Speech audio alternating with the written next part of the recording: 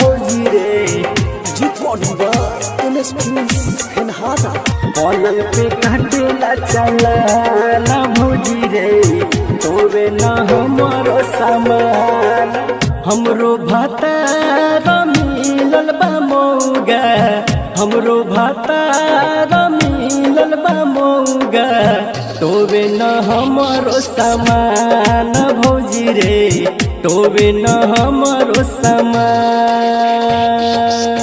सखी के भातार मिलल मजेदार सखी के भातार मिलल मजेदार पलंग पे काटेला चला न भौजी रे पलंग पे काटेला चला न भौजी रे तोबे न हमारो सामान तोबे न हमारो सामान सामान भौजी रे पलंग पे काटेला चला न भौजी रे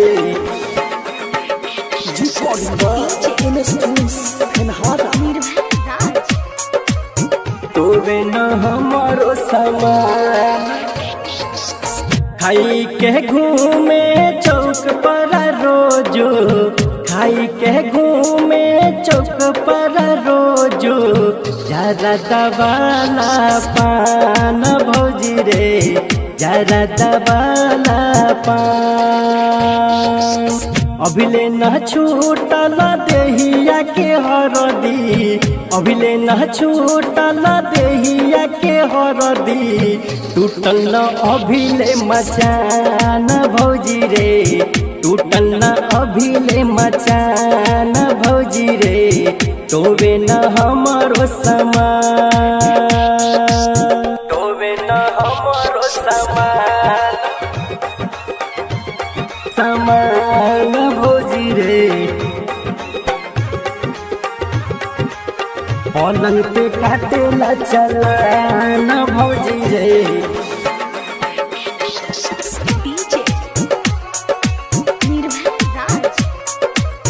तोबे न हमारो सामान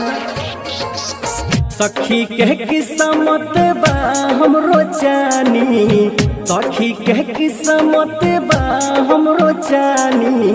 बदलल जाता खानदान भौजी रे बदलल जाता खानदान ओकरा तो साल भर में हो जाता लइका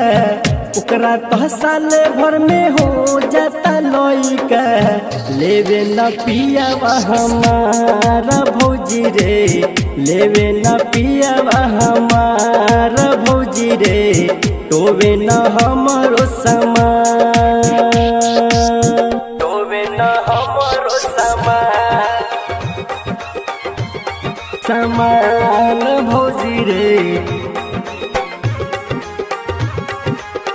पलंग पे काटेला चला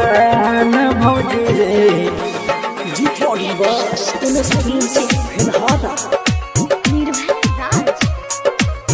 तोबे न हमारो सामान मन करे गारी दीही रूपे सके मन करे गारी दीही रतन सके अशोक जी काटे न चला न भौजी रे अशोक जी काटे न चला हमरो भातार मिलल बा मौगा हमरो भातार मिलल बा मौगा